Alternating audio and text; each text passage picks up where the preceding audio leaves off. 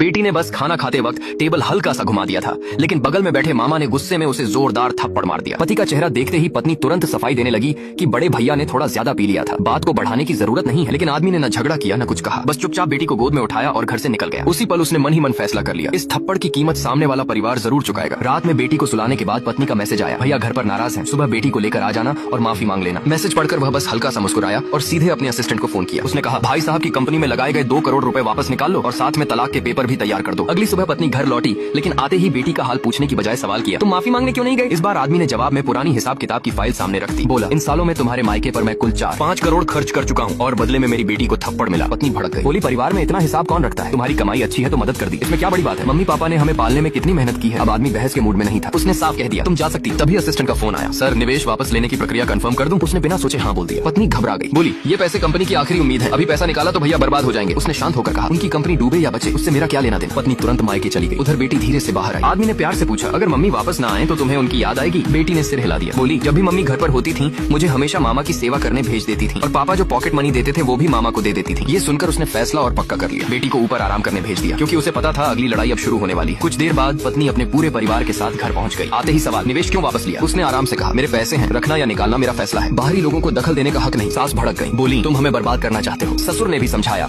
रिश्ते बचा कर रखो, निवेश वापस कर दो, सब पहले जैसा हो जाएगा। लेकिन आदमी ने साफ शब्दों में कहा, कल तक रिश्तेदार थे, आज से दुश्मन है। मामा गुस्से में बोला, मैंने बस बच्चे को एक थप्पड़ ही तो मारा था, इतनी बड़ी बात बना दी। मामा अगर बच्चे को डांट दे तो गलत क्या है? इस बार आदमी फट पड़ा, बोला, मेरी बेटी को हाथ लगाने का हक किसी को नहीं है और अब जब बात यहाँ तक आ गई है मैं तलाक चाहता हूँ। पत्नी सन्न रह गई, लेकिन सास को लगा वो सिर्फ धमकी दे रहा है। उन्होंने कहा, तलाक दोगे तो खाली हाथ निकलोगे। आदमी हंस पड़ा, फिर सारे दस्तावेज सामने रख दिए। इन सालों में जो 4-5 करोड़ खर्च किए थे उनकी रिकवरी और संपत्ति संरक्षण के लिए कोर्ट में आवेदन जा चुका था और अगर सब सही चला तो मामा के नाम की संपत्ति अब तक फ्रीज हो चुकी होगी। उसके इतना कहते ही फोन बजा, बैंक की कॉल थी। तभी पूरे परिवार को समझ आया, इस बार वो सच में पीछे हटने वाला नहीं है। उसी वक्त असिस्टेंट तलाक के कागज लेकर अंदर आया। उसने पेपर सामने रखते हुए कहा, साइन कर दो, फिर हमारे बीच कोई रिश्ता नहीं बचेगा।